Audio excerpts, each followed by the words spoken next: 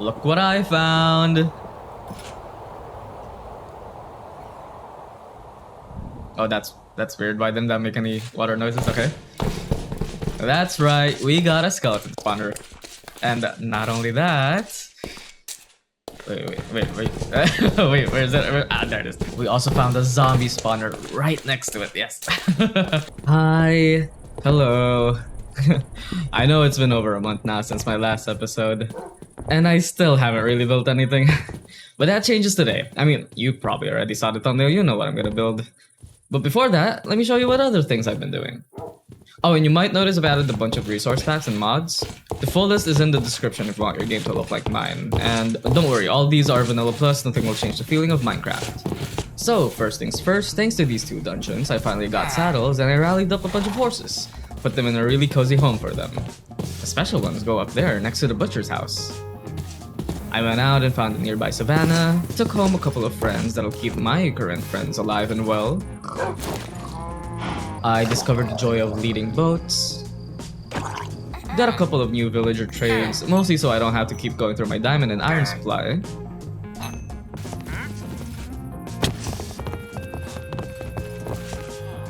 Oh no, what did you do that for? Oh no, I'm so sorry. Started my candle making business. Go check out my honey barrel tutorial. I found another village and stripped it all of its worth.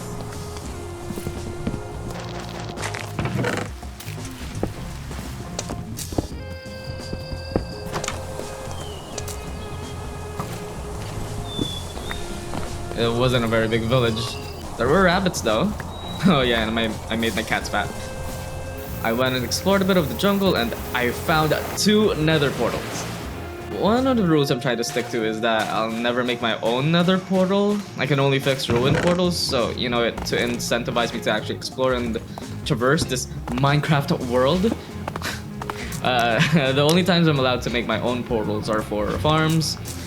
Because, well, it'll basically be impossible to make any portal farms. We took a peek inside and spawned in the Crimson Forest, but thankfully there's a pretty close soul sand valley. And not only that, there's a bastion. I have never gone inside one of these before, and I am scared. Oh, also, tell me what you guys think about this. Should I treat the Nether like the overworld?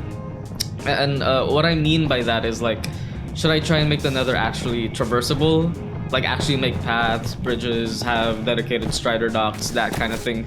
Or should I focus on functionality and build everything up on the roof and just make things prettier up there? I've thought about this so many times, and you know, I love the idea of, like, imagine a Nether kingdom, right? But oh my god, it's gonna take so much time, and it overwhelms me thinking about it. So yeah, what do you guys think about that? And wait, more important than the Nether, we found more dogs.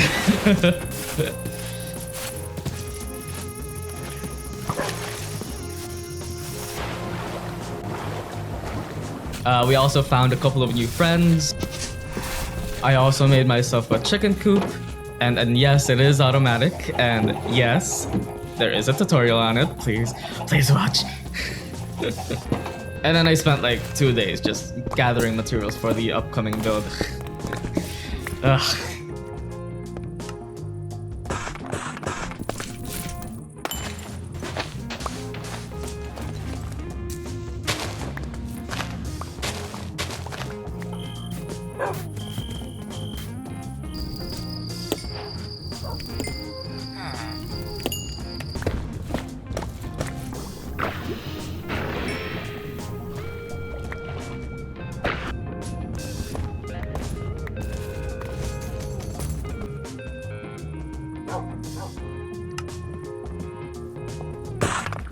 Good news is we found a couple more diamonds.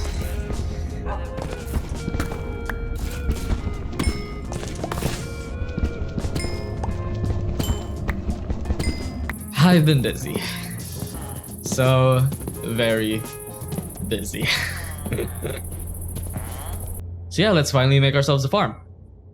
So yeah, so right now you're just seeing me clear out the rooms, and For some reason, I always waited making these kinds of farms until I had a soul sand, because I always knew the only spawner farms I knew were the ones that rose them up with a bubble column and then made them fall to one hit. But then I remembered that, oh yeah, you can use just dripstone to lower them to one hit. So, ooh, look at that. Smooth pan. My future plans for this build is to actually match the aesthetics of it to the build above. So yeah, we won't be leaving this all just deep slate. We will actually try and make it more. I guess like my idea for now is to make it like a crypt. At least design it that way in the future. So yeah, look forward to that.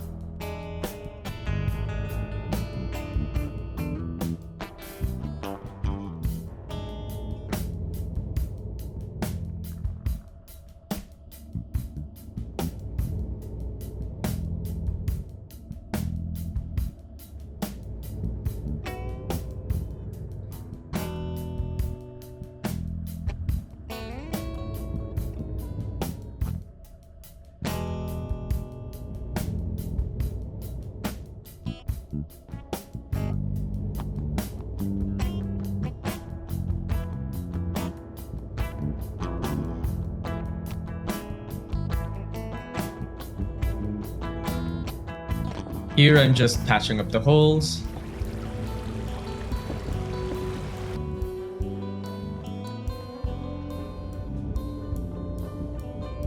And then here I try to I try to make a staircase out, but from above, and that doesn't work. So like I do it from the inside this time, and that goes better. So I'm patching up the other staircase.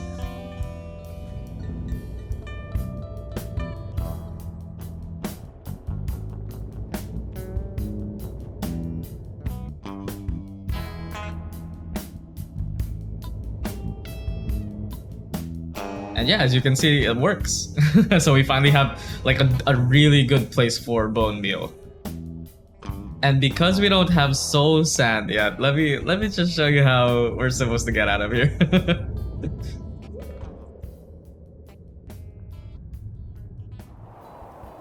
And we're free! Hello, service. Okay, now that we've got both our spawners working, we can finally start work on the thumbnail build. Here, let me show you the materials. Excuse me. Excuse me, please. So yeah, this took me so long to collect. Yeah. So let me start flattening the land.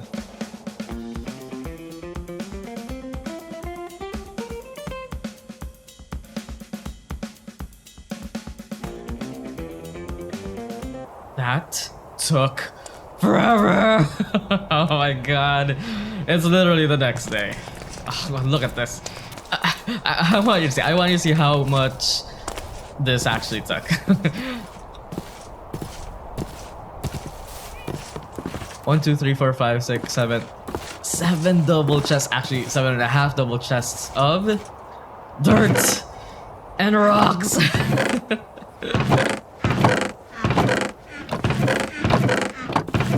Oh my god.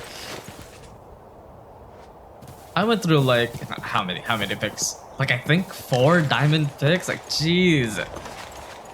I am so tired. I think after this I'm never gonna do this again. I need better gear before I do anything like this, cuz like seriously, this was exhausting.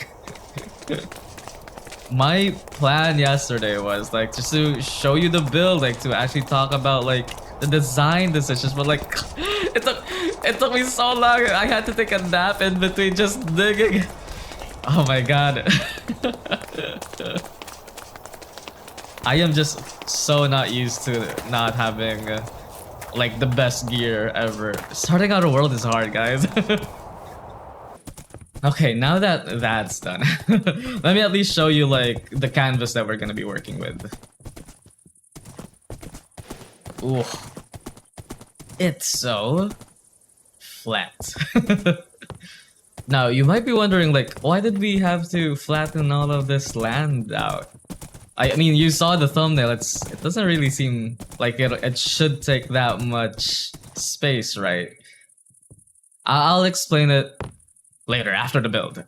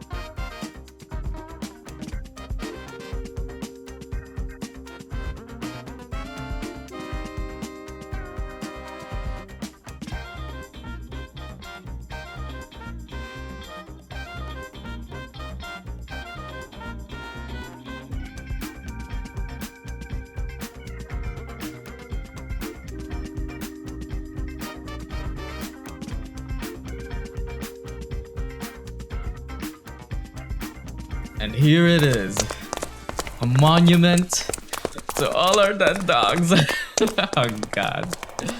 Including the ones from our previous world, I'm sorry.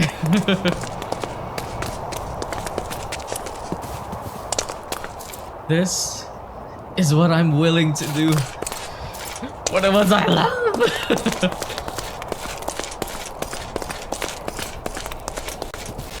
Wow, these are like... Wow, these are really tall.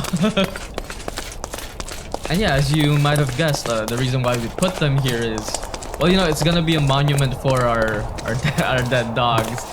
It'll be pretty cool if like they're above the spawners of 2 undead mobs in the game, and like, you know, it's kind of like a cute thing of like we're giving them their favorite treat in the afterlife or whatever. But yeah. And it's also just nice to have like a structure above a point that you need to go into, right? Actually, let me show you the wolves up close.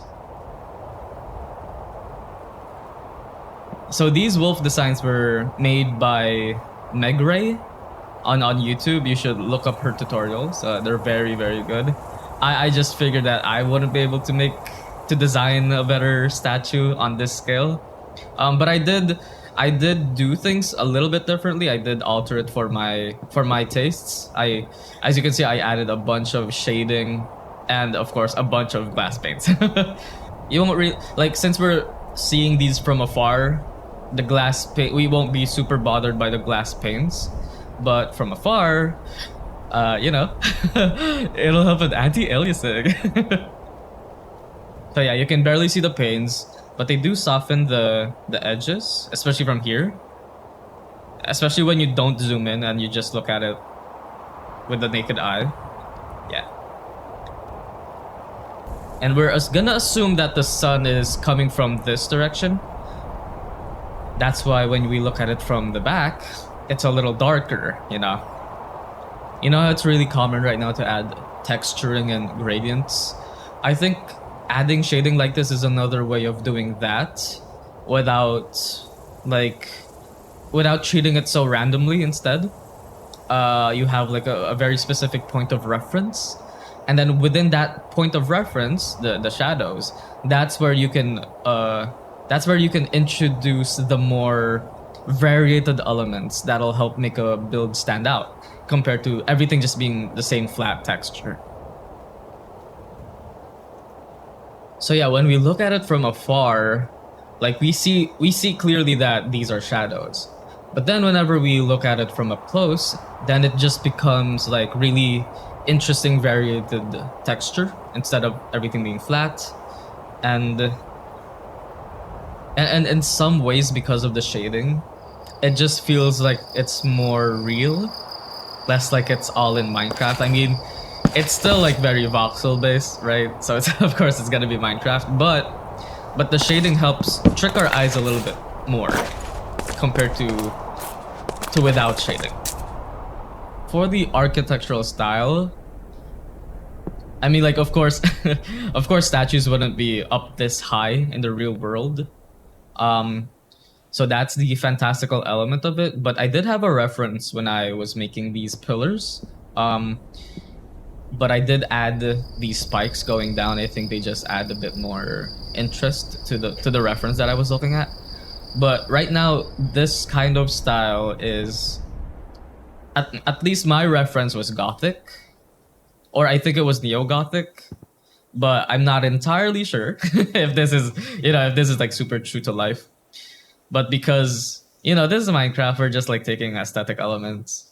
I think it just fits this kind of base because it's like for the deceased. It's like I guess you can say like it's a bit of a religious thing, a bit of a like it's an important place. So it deserves a style that was also meant for very important places. Uh, just a little bit of a hint of what we're gonna do next. So to be honest, this build, these pillars aren't actually done yet. We are missing some warped fences. We're gonna get to that once we really make a deep dive into the Nether. But it's really interesting that even without them, it already looks pretty good. Like we're missing them for specifically to accentuate the spikes, but like yeah, it's almost like we don't even need them. But it'll help a lot once we add the warp fences. So yeah, when we look at it from this angle, because of the shading that we did, it does all read as just very gray. But because of the context of the other sides, and especially when we look at it from the other sides, in our brains we remember that, oh, okay, this gray stuff is supposed to be contrasted compared to the darker areas, right? We're remembering that this, like the paint here or the material is supposed to be white, and we understand that it being gray from this angle is simply because of the shadows. And I think that's kind of cool to do in Minecraft. We don't really see that often anymore. Or I mean, not anymore. We don't really see that often. Uh and I'm not sure if this is like the same, this is the year that that's becoming more prominent, but it's just a rare building technique that I think is really cool. Okay, back to that first little question I teased earlier. Why did we build that? Why did we flatten all of this here? Why do we need such a big footprint? Um, I don't know. Maybe because of something that we'll be building in the future. I don't know. Stay tuned for more.